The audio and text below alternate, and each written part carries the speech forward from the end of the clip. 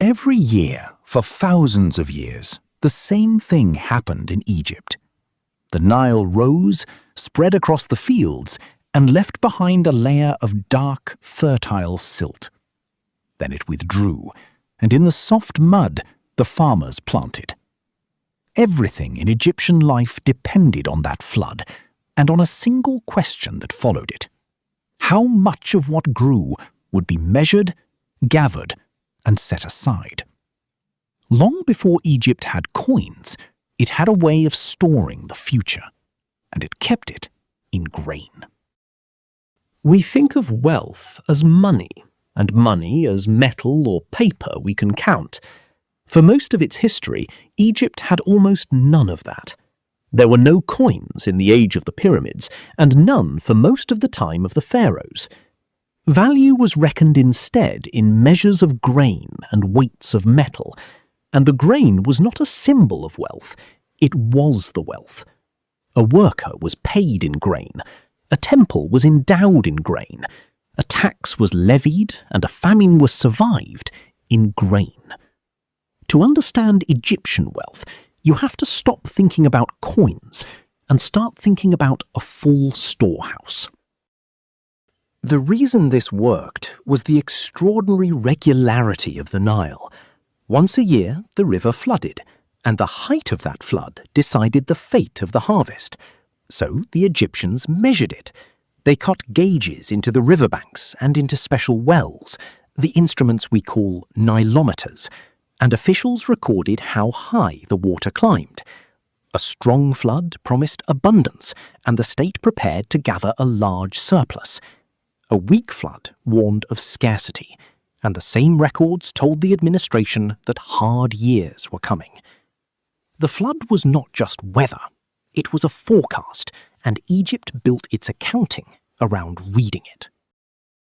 What the state gathered, it stored. Across Egypt, the palace and the great temples operated granaries on a scale that matched the monuments. Thick-walled storehouses and rows of domed silos, filling after each harvest with the grain taken in tax. This was the centre of the economy.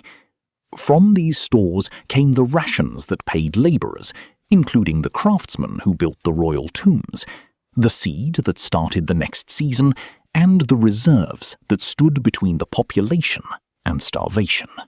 And all of it was counted. Scribes measured every quantity in and out, recording deposits and disbursements on flakes of limestone and sheets of papyrus, because a store that is not accounted for is not a reserve. It is just a pile waiting to be lost. Over time, this system of stores and scribes became something remarkably close to banking.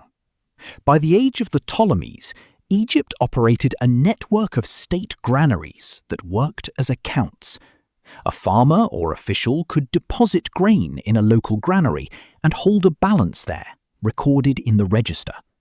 And crucially, that grain could be moved without moving. A written order could transfer a quantity from one person's account to another's in a different place, while the physical grain stayed exactly where it was. The whole network was centralized, with a central bank in Alexandria coordinating the branches.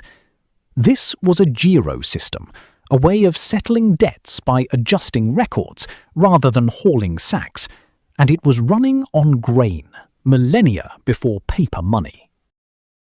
The purpose behind all of it was older and simpler than banking. It was the management of risk. Egypt knew, with a certainty few societies have had, that good years and bad years came in sequence, and that the bad ones would come whether or not anyone prepared. A store of grain was insurance against a future the Nile had already half revealed. In a year of strong flood, the surplus was not simply consumed or celebrated, it was held, because the records of past floods and the plain experience of generations said that a low flood and a thin harvest were only a matter of time. That principle found its most famous expression in a story. In the biblical account, Pharaoh dreams of 7 fat cows devoured by 7 lean ones, and 7 full ears of grain swallowed by 7 withered ones. Joseph interprets the dream as a warning. 7 years of plenty will be followed by 7 years of famine. His advice is not clever finance, it is discipline. Store grain through the good years, hold it under the authority of the state, and release it through the bad ones. Whatever the history behind the story, it describes exactly what Egypt's granaries were for. The dream is a lesson about reserves, told in the language of a civilization that lived and died by them. And when the reserve failed, the consequences were severe. Egyptian records remember years of low flood and hunger, times when the grain did not come and the storehouses could not cover the shortfall. In the worst of them, order itself frayed. A society that depended on a central store was strong when that store was full and dangerously exposed when it ran empty. The same centralization that let Egypt feed its workers and survive lean years also meant that when the reserve was mismanaged or simply overwhelmed by a run of bad floods, there was no second cistern to fall back on. The granary was the safety net, and there was nothing beneath it.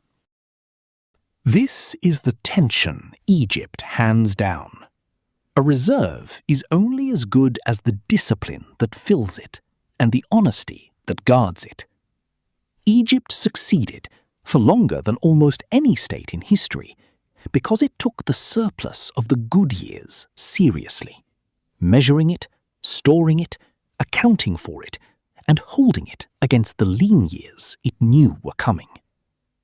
The system was not sophisticated in the way we usually mean. It had no coins, no interest, no markets in the modern sense.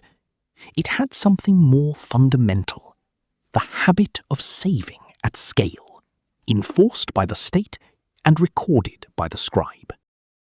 We tend to measure financial progress by complexity, by new instruments and faster money. Egypt is a reminder that the oldest instrument is also the most reliable. Before there was money to save, there was grain to store, and the civilization that stored best endured longest. The farmer watching the Nile withdraw, and the scribe counting the harvest into the granary, were practicing the first and most durable form of financial security ever devised. Not the accumulation of wealth, but the deliberate holding of a reserve against a future that everyone could see coming, and most were tempted to ignore.